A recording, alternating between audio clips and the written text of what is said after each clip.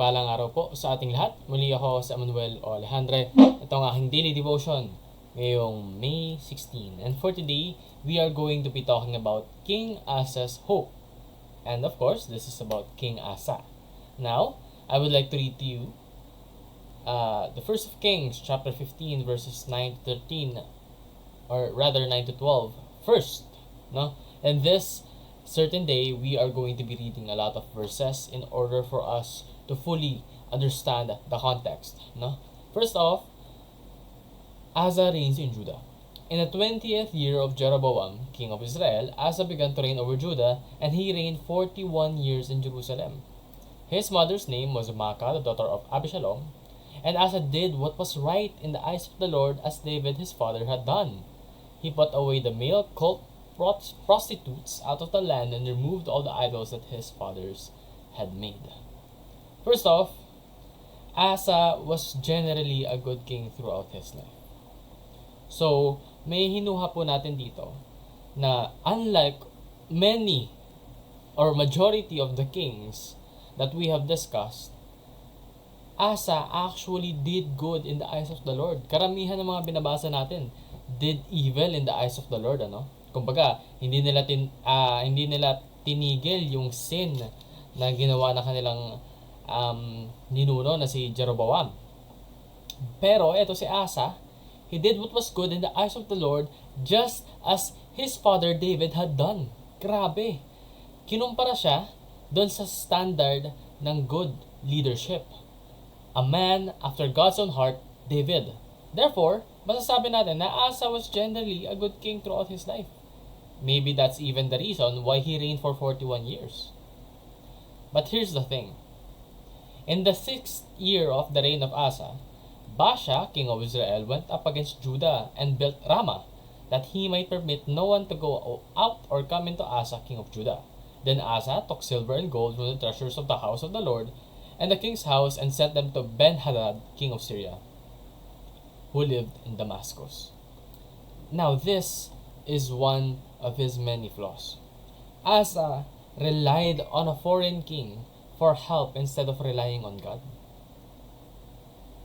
Now, this is very crucial. Alam mo kung bakit? Because this affected the future of Asa.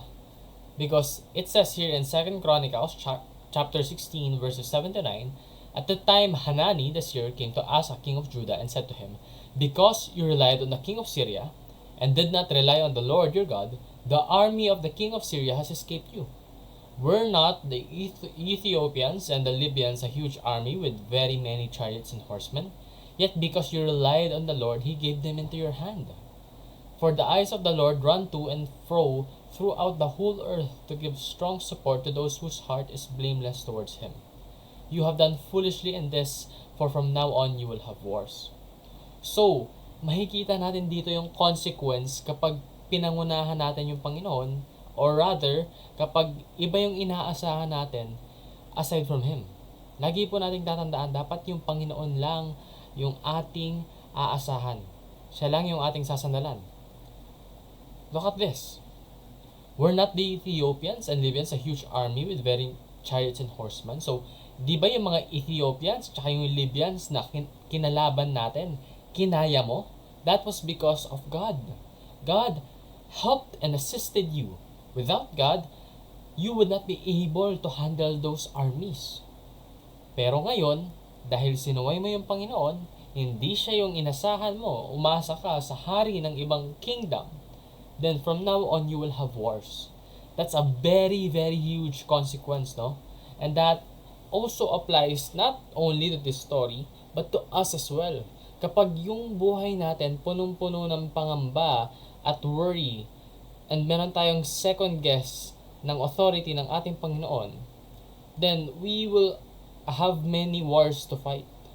Not necessarily na may gera talaga tayong lalabanan, but there are many struggles in life that we will be suffering because we do not put our faith in Christ and we do not let Him do it for us. Remember, we should rely on God in every single aspect of our lives. Be it in this government, and also in health. Because one other flaw that Asa had done is that he relied on human doctors instead of seeking God. Now, here's the thing. Hindi ko sinasabing huwag kang magtiwala sa mga doktor. Especially the doctors of today, no? Because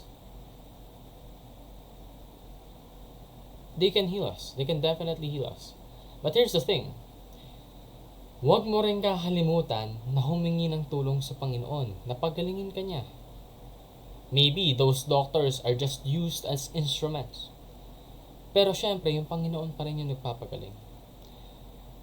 Unang-una, yung doktor, kayang pagalingin yung illnesses. Pero yung puso natin, yung pakiramdam natin, yung Panginoon lang kayang makapagpagaling nun. We can only be fulfilled through God. No one else. That is all aspects of our life, be it financial, emotional, relationship. God is the answer and God is the way. So fully commit yourself to God and be fully supported. Sinabi nga rito, for the eyes of the Lord run to and fro throughout the whole earth to give strong support to those whose heart is blameless towards Him. Ibig sabihin, kung yung puso mo hinahanap talaga ng tunay at genuine yung Panginoon, then God will be there for you. So seek God first and let Him provide the way. And influence your family by being faithful to God. Kasi hindi lang sa iyo nagtatapos yung storya. Dapat nag-i-spread ito sa lalong-lalo na sa mga taong mahal mo, no? So kung mahal mo yung pamilya mo, influence them so that kapag sila ay nagkakaroon ng problema, hihingi din sila ng tulong sa Panginoon, because God is almighty and powerful and He can do anything and everything He wants. So, seek God. Seek His guidance. Seek His protection. Seek His assistance, because seeking Him is the best thing that we could do. And obeying Him is even better. So yun lang po ang daily devotion. Maraming salamat sa pakikinig. Pagpalain po tayong lahat, and let us all give glory to God.